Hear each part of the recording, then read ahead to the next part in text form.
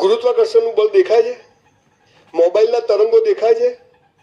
સાહેબ તમને એક વાત કહું, મારી બા જીવે છે 84 વર્ષના.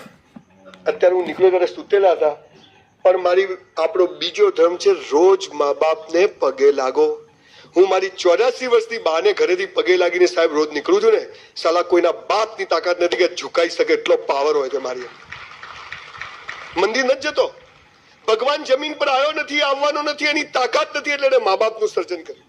અને મા બાપ થી આપણને પેદા કર્યા હતા. આપણો ભગવાન કોણ? ઘરમાં જીવતા ભગવાનને છોડીને પથ્થરોમાં શોધો, તંબુરોય ના મળે બોસ. આ વાત આપણે સમજ્યા નહીં. ભારતીયો સનાતન ધર્મ છે, પણ સાલા સ્કૂલમાં જ ખોટું શીખવાડ્યા. સ્કૂલોની તો પથારી ફેરવી નાખી. 9મા 10મામાં દીકરા દીકરીઓ આવે, કેવી સરસ લાગે દીકરીઓ. 4 દીકરીઓનો બાપ છું સાહેબ. મારો ભાઈ 2001માં ગુજરી ગયો એક્સિડન્ટમાં. આજે પણ અમે જોઈન્ટ ફેમિલીમાં રહીએ છીએ. મારી ભાભી, મારી બા, મારી વાઈફ, એની 2 દીકરી, મારી 2 દીકરી, એનો દીકરો, મારો દીકરો. મારા બાપુજી કહેતા, જે ભાઈનો ના થાય ને કોઈનો ના થાય. સો લિવ્ડ ઇન જોઈન્ટ ફેમિલી. ગમે તે થાય, સાવણી હોય ને, સાવણી એની સળીઓ ભેગી કરો ને તો કચરો કાઢે, પણ છૂટી પડી જાય ને તો ખુદ કચરો બની જાય. ભેગા રહેવાની આ સમાજ એનું મહેનત કરે છે કે બધા ભેગા રહી. દ્રાક્ષ તો ઝુમખો 100 રૂપિયા કિલો વેચાય, પણ છૂટી પડી ગયેલી દ્રાક્ષ કોઈ 10 રૂપિયા કિલો લે નહીં. ભેગા રહેવાની વેલ્યુ છે. મા બાપને કેમ પગે પડવાનું એ સ્કૂલ કોલેજમાં શીખવાડ્યું, સ્કૂલમાં ઊંધું શીખવાડ્યું. 9મા 10મામાં દીકરા દીકરીઓ એવી સરસ રૂપાળી લાગે, છોકરાઓને આછી આછી મૂછો આવે, ત્યારે જ સ્કૂલમાં એક સોગન ખવડાવે. ખબર છે? એટલે લગ્ન કરવા પાકિસ્તાન જવાનું? આવી રીતે ભાઈ બહેનની ભાવના પેદા થાય. સાહેબ એક વાક્ય દીકરા દીકરીઓ યંગ છોકરાઓ વધારે બેઠા એટલે ખાસ કહું. તમે એક વાક્ય સાંભળ્યું છે, પહેલી નજરનો પ્રેમ, ફર્સ્ટ સાઇટ ઓફ લવ. મને તો સાહેબ પેલી છોકરી જોતા જ ગમી ગઈ. મને તો પેલો છોકરો જોતા હું ગમે. બધું બરાબર હોય તો. કોઈને લૂલી લંગડી છોકરી ગમે, પપ્પા કાણી જોડ પરણાવો.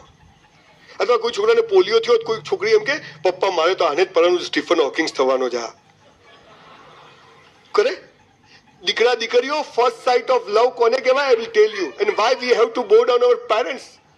આજે ભજીયા સમોસા ખાઈને ઘરે ના જતા, કંઈક લઈને જજો.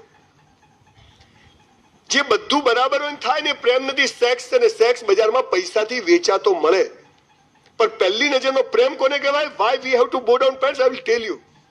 આપણે જયારે માના પેટમાં હોઈએ ને, આપણી બાને ખબર નથી છોકરો છે કે છોકરી છે, ડાયો છે કે ગાડો છે, ધોળો છે કે કાળો છે, બેરો છે કે બોબડો છે, મોટો થઈને કેવો નીકળશે, કેવી નીકળશે, સામે બોલશે નહીં બોલશે. અને આપણું મોઢું જોયા વગર આપણી મમ્મી આપણા માટે લંગોટ, બાળોતી અને ગોદડીઓ બનાવીને રાખે ને, એને પહેલી નજરનો પ્રેમ કહેવાય છે. This is first site of love. And for that reason we have to બો ડાઉન ધેમ. તમે લોકો ચાહો છો કે વાગડ સમાજમાં મારા 7 લેક્ચરો હોય છે અલગ અલગ વિષય પર? બીજી વાર આવું એવું તમે બધા ચાહો છો? આઈ પ્રોમિસ યુ કે વર્ષમાં એકવાર બોલાવશો તો આવીશ. પણ હું એમને નહીં આવું. અહીંયા એટલા જ લોકોને બેસાડીશ જેટલા લોકો મા બાપને પગે લાગતા હોય. રણમાં ખેતી કરતો નથી, હું ફળદ્રુપ જમીનમાં કરું છું. તો આજે શું કરવું પડે? આજે આ સમાજ અહીં ઠરાવ કરશે, સાઇન કરાવો બધા જોડે, અને મનથી નક્કી કરી કે આજથી આપણે મા બાપને પગે લાગશું. અચ્છા તમે બધા ઘરે જઈને પગે લાગશો, શું છે? પૈસા નહીં મળે હો બેટા. હાલો કે વાલીઓ વાલ્મીકી ક્યાંથી થઈ ગયો? આપણે 2 હાથ ઊંચા કરી અને મનમાં એવું નક્કી કરીએ કે આજથી મા બાપને પગે લાગશું. આજે સાહેબ આટલું તો કરીએ આપણે. ચલો ત્યારે 2 હાથ ઊંચા કરો. ભાઈ ફોટા પાડી લો મારા ની આ લોકોના. ભૂલો ભલે બીજું બધું, મા બાપને ભૂલશો નહીં. અગણિત છે ઉપકાર એના, એને વિસરશો નહીં.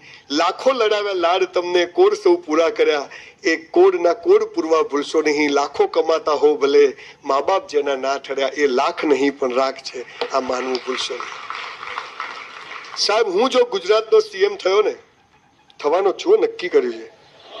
તમે હસતા નહીં, નક્કી કર્યું છે. મોદી સાહેબ પાસેથી શીખ્યો વિચારો ઊંચા રાખવા. Thank you sir. ચલો 1 વોટ પાક્કો આપણો. તો નિયમ નંબર 1 શું લાવવાનો છે કે સ્કૂલમાં પેલું પ્રતિજ્ઞાપત્ર નથી, ભારત મારો દેશ છે, કાઢ નાખવું છે. અને આ લાવવું છે, ભૂલો ભલે બીજું બધું, મા બાપને ભૂલશો નહીં.